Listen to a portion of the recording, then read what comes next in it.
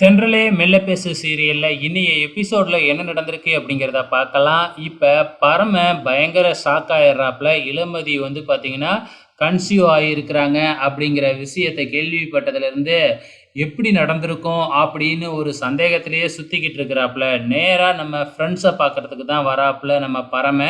அங்க வந்து விஷயத்த சொன்னா, "அண்ணே நீங்க தான் தண்ணி அடிச்சா எல்லாத்தையுமே மறந்திருப்பீங்கல்ல. அதனால உங்களுக்கு எதுவுமே ஞாபகத்துல இருந்திருக்காது. இதுக்கப்புறம் அண்ணிய நல்லா பார்த்துக்குங்க" அப்படின்னு அவங்களும் சேர்ந்து பரமன கலாய்ச்சிக்கிட்டு இருக்கிறாங்க. இந்த பக்கம் இளமதி வந்து பார்த்தீங்கன்னா, நர்மதா கிட்ட இதே விஷயத்த சொல்லி சிரிச்சுக்கிட்டு இருக்கிறாங்க.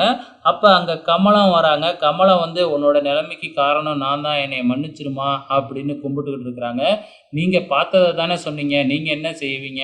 அப்படின்னு சொல்லிக்கிட்டு இருக்கும்போது, "நீ ஏதோ வேலை தேடி அலைஞ்சுக்கிட்டு இருக்கிறதா நேத்து பேசிக்கிட்டு இருந்தத கேட்டேன். நீ ஏம்மா வேலை தேடி அலையணும்? பேசாம ஒரு பிசினஸ் பண்ணேன்" அப்படிங்கிற மாதிரி வந்து சொல்லிக்கிட்டு இருக்கிறாங்க. சரி இதுவும் நல்ல ஐடியா தானே இருக்கு. என்ன பிசினஸ் பண்ணலாம்? அப்படின்னு யோசிச்சுக்கிட்டு இருக்காங்க நம்ம இளமதி. இப்ப கலாவ காமிக்கிறாங்க. கலாவுக்கு ஃபாரின்ல இருக்கிற தன்னோட பையன் வந்து ஃபோன் பண்றாப்புல. சித்தார்த் ஃபோன் பண்ணி, "நாளைக்கு நான் இங்க வரேன். இந்தியாவுக்கு வரேன்" அப்படின்னு சொல்றாப்புல. உடனே நம்ம கலாவுக்கு பயங்கரமான சந்தோஷம்.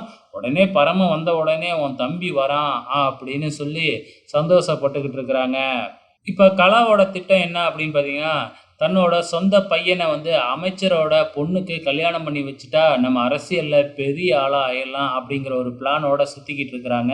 ஸோ இந்த பக்கம் என்னடான்னா, இளமதிக்கு வட்டி குடுத்தவங்க கிட்ட இருந்து ஃபோன் கால் வருது. 15ஆம் தேதி நீங்க வட்டி கட்டணும். ஞாபகம் இருக்குல்ல? எங்க வந்து வசூல் பண்றது? அப்படிங்கிற மாதிரி கேட்டுக்கிட்டு இருக்கிறாங்க.